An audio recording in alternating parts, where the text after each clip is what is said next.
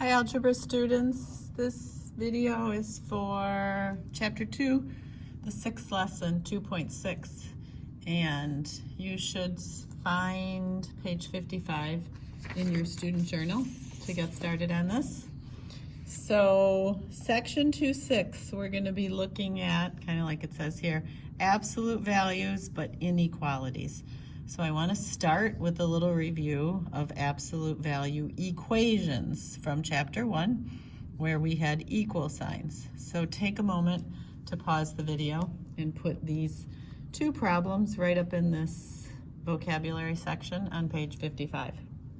So if you remember from chapter 1, we defined absolute value as a distance. That's why we said it had to be positive. We said absolute value is the distance away from 0. So for example, W here is representing 7, the distance to 0 is 7. So if you think about your number line, what number is 7, a distance of 7 from 0? Well, you could be on your number line at positive 7. Or if you think on the other end, negative 7 is also a distance of 7 from 0. Sorry about that. So we had for our absolute values two solutions, and our equation started out with a positive and a negative. And this was similar. We had an equation in here, but we still approached it the same way. The absolute value, or W minus 5, is a distance of 9 from 0. So if I'm a distance of 9, I could be at positive 9, or I could be at negative 9. So we changed just the right side of our equation, and we had one positive, one negative. And then the left side, we did not change at all, because this is how we're representing the absolute value. Could be positive 9, could be at negative 9. And then we solved these. So to solve it, we added 5 to both sides, trying to get W by itself. And we ended up with W equals 14. Or added 5 to both sides, W equals negative 4. So two solutions. All right, so we're going to look at now where we have inequalities, or we have absolute values with an inequality. So I'm going to kind of explain this down here, but right here I want you to note that we have less than. When we have an inequality with a less than, we're going to end up with an and situation. And if you remember from section 2.5, our and graphs looked like that. We were in the middle, we called it. And we might, when we have an absolute value with a greater than, notice we're going to end up with an or type of situation. So remember, your or graphs ended up to be like that. This or this was and, everything in the middle. So let's think about what happens when we do this. We're solving an absolute value, but with an inequality. Well, we're still going to have that situation where we have positive and negative happening. We're going to have positive 2 or negative 2. Now when it's positive, we're just going to keep everything on the left the same. We're going to say x is less than positive 2. And this is going to be and. But if we put a negative over here, it's as if we took this inequality and we multiplied by a negative 1. Well, remember what we do when we multiply or divide by a negative? We have to reverse our inequality. So this is one of those, I always mark them with a star, where we have to reverse the inequality, because to make this 2 into a negative 2, we're multiplying by a negative 1, so you have to remember that rule that we've done throughout chapter 2. Multiply or divide by a negative, we reverse the inequality. And then if we were to graph this, you will see we end up having an and type graph. So if I have 2 and negative 2, open circles on both of these because it's just less than or greater than. And this says x is less than 2, so here's positive 2, so less than is here. and x is greater than negative 2. So greater than is here. So we're and there's our and type graph. So whenever we have a less than or a less than or equal to, think we're going to have an and situation. So I would write that just like that, because you kind of almost need to memorize that. So now this is greater than. Remember up here we noted that greater than ends up to be an or. So let's see how that happens. So absolute value is either going to be positive 2 or negative 2, our distance. For the positive, we're going to have x greater than. I didn't change the sign, so I don't have to flip the inequality. Here, positive 2 went to negative 2, so that's multiplying by negative 1. So instead of x greater than, I'm going to have less than. So this is another flip the inequality. Now if I graph this, here's 0, here's positive 2, here's negative 2. So let's do the positive first. X is greater than positive 2. Well, that is to the right here. The numbers bigger than 2 are over here. X is less than negative 2, so less than is to the left here. The numbers less than negative 2 are to the left. So you're either here or here. So that's our or. So when we have greater than or equal to, we have an or situation. So I would make sure, if you need to pause the video, make sure you have this very nicely in your notes. It will come in handy when we start solving. So now go to page 56, please, and we're going to do probably just a couple examples. So here's our first one. First thing I notice, if I have a less than, so I'm thinking, oh, less than is going to be and. So I'm going to start picturing an and graph in my head when I go to graph this. And remember, absolute value, I'm going to have a positive and a negative distance, or not a negative distance, distance of positive 8 or negative 8. So here's my positive. I'm going to keep the right side exactly like it is, 8.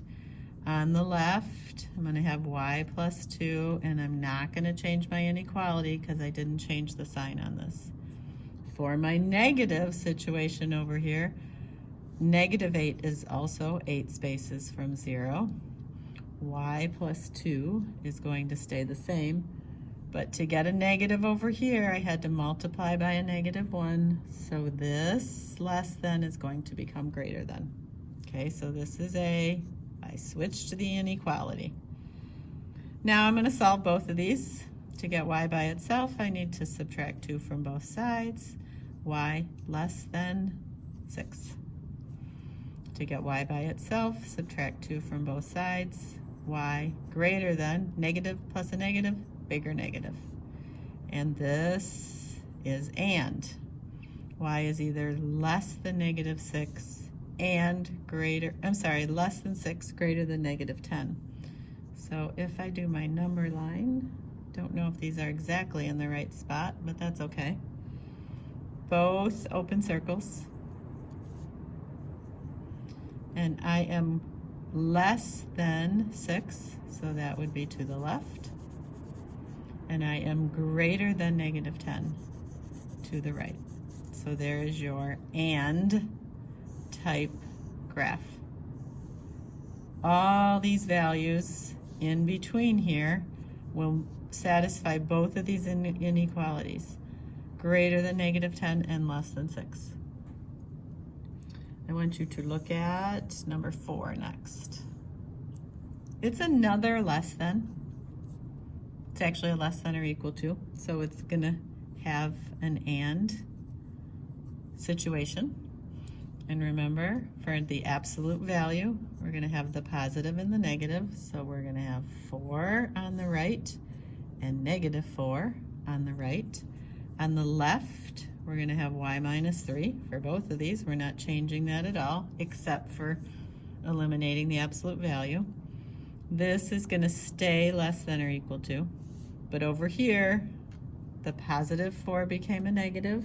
So I multiplied by negative 1, so I also need to flip or reverse my inequality. So you'll notice for all of these negatives, I'm flipping my inequality. And then solve both of these. I suggest you pause the video and solve both of these. And you should have gotten y is less than or equal to 7 and y is greater than or equal to -1. So if I put -1, and I think 7 will be here. Both of these are closed circle because it's equal to on the bottom. Less than 7 is everything here. And greater than -1 is here. So again, this is an and type graph with that overlap in the middle. Now let's look, hop back up here to number 2. Let's look at number 2. This is a greater than. So if you think about the previous page, we said greater than is going to be an or. We should expect our graph to look something like this, right? Greater than will be an or. So let's see what happens here. So still an absolute value. So I still have that. I could be at +2 or I could be at -2. Both of them are a distance of 2 from 0. On the left, I have q divided by 3. Keep your inequality exactly like it is. On the right, I have q divided by 3, but I multiplied by a -1 to get that -2. So I'm going to switch this from greater than to less than. Now we need to solve these. So this is q divided by 3. To undo divide by 3, I want to multiply both sides by 3. I recommend you write this 3 up high. Remember, you could think of that as a fraction also. So what I have here is 3 in my numerator, 3 in my denominator, or 3 divided by 3 is 1. So those 1 out, and I have 1 times q, or just q by itself, greater than 2 times 3 is 6. And here I'm going to solve the same way. To undo divide by 3, I'm going to multiply both sides by 3. 3 divided by 3 is 1. So I have q by itself less than -6. All right, let's graph this. So I'm going to put my +6 here and my -6 here. I don't think those are 6 spaces, but I'm just doing it for simplicity reason for the video here. So this says q is greater than +6. Well, this is greater than +6. The numbers to the right of 6 are bigger than 6.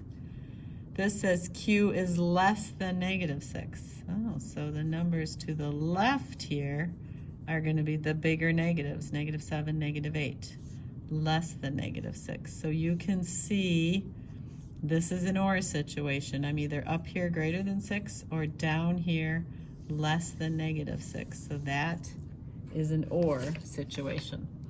So that is how we handle absolute values with inequalities. Again, we're still having our distance from 0 could be represented by 2 or -2. And in our first example, 8 or -8.